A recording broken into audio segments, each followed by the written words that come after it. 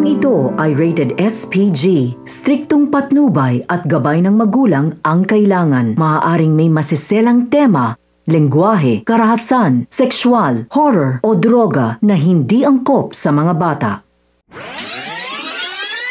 Pamilya, narito ang mga dapat nating abangan sa pambansang teleserye ng sambayanan, ang FPJ's Batang Quiapo. Ngayong alam na ni Ramon ang buong katotohanan tungkol sa pagpapanggap ni David at ang kalbaryong dinanas ng kanyang tunay na anak na si Tanggol sa kamay ni Rigor, ay mas lalo niyang gagawin ang lahat upang mahanap si Tanggol sa lalong madaling panahon. At dahil malaki ang utang na loob niya kay Marites dahil sa pagligtas ito sa kanyang buhay, payag na nga ito sa pakiusap ni Tess na huwag patayin si David. Aniya, gagawa siya ng paraan at sana'y huwag humantong sa ganoon. Dito na nga sinabi ni Tess at nagalit siya dahil buong akala niya'y matino ang trabaho ni David. Yung pala ay nagpapanggap lang ito na Tanggol at nagtataka nga siya kung paano nalaman ni David ang totoo at sino ang nag-udyok dito na magpanggap bilang kanyang anak na si Tanggol.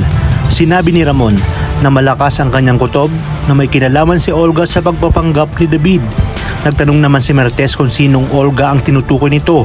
Kaya naman dito sinabi ni Ramon na ito ang kanyang hilaw na kapatid. Sinabi ni Ramon na pagbibigyan niya ang hiling ni Marites at ang gagawin niya ngayon ay hanapin ang kanyang tunay na anak at sa oras nga na mahanap niya ito ay isasama niya ito sa mansyon at ihaharap kina Olga at David. Dagdag pa nga ni Ramon na nagkainkwento rin sila at nagkaharap na sila ng kanyang tunay na anak kung saan malakas niyang naramdaman ang lukso ng dugo at kamukhang kamukha niya ito ng kabataan niya.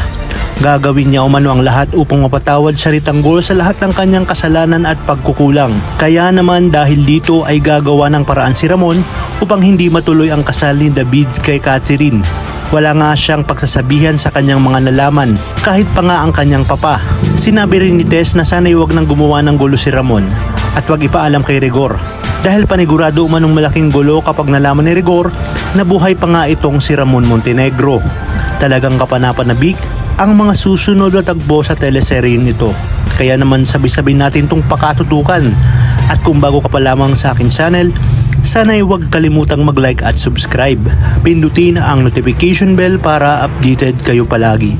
Maraming salamat sa inyong panonood at hanggang sa muli, kapamilya.